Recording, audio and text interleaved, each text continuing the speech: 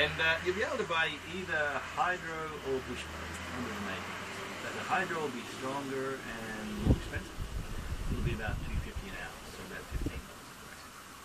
The bush boat is still really good. At the moment it'll be about $12 a gram, or about 200 grams.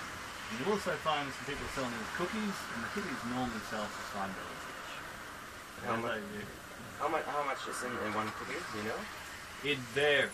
You know, this is the thing with buying cookies, you know, that they take a quantity of marijuana and they simmer it in a quantity of butter for an amount of time. And all of these things are variable. So it tends to change quite a bit. But they normally just use throwaway leaf for the cookies. But it's not really a softer option because what happens is that they simmer it at really low temperature. Normally they put it on the wood stove overnight in a double boiler with the butter. So it just stays really warm rather than boiling it because but one of the things that destroys THC, you know, your major active ingredient, is heat. So by the act of lighting up the joint, you destroy up to about 80% of your THC. So by concentrating the THC to doing it in a really sort of just slow, warm way, they tend to concentrate it that way. So yeah, it can be a bit stronger. Sometimes people think they're on mushrooms or LSD, and you know, it can get pretty weird. Just strong concentrations of THC can be pretty tricky. As you probably imagine, I've got quite a few unusual experiences on the way home. And, no matter how many times I give the cautionary tale, invariably someone's thinking, oh, Jimmy's just being an old softie. We're going down a whole handful of cookies.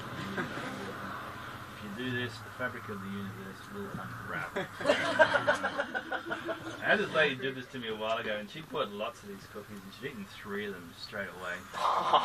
And on the way home, I could see her looking really troubled, you know, just staring at the ones that she had left.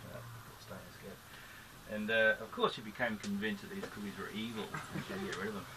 But she wouldn't give them away to anybody else, and she wouldn't put them in the bin, and she wouldn't throw them out the window. And the only way I could make this lady happy was by stopping the bus and letting her bury these cookies. I'm watching these as being a tactic.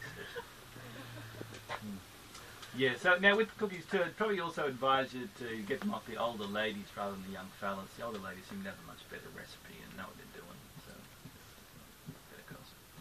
And with them, I'd probably also recommend to have half and see how you go in an hour. You know, I maintain it's much easier to get more stone than it is to get less stone. So, there's a better way to do it. So that's all those questions out of the way. Anything else you need to know about Nimbin or alternative lifestyle or carbon? Is that all covered? As we go into town, we are going to go past the Nimbin police station in a moment, and I did park my bus up there a while ago, and as we got out of the bus to walk into town, the gardener in the police grounds came out and sold us all quite an unusual experience, I think. Alright, let's go to town, see what's happening today. Huh?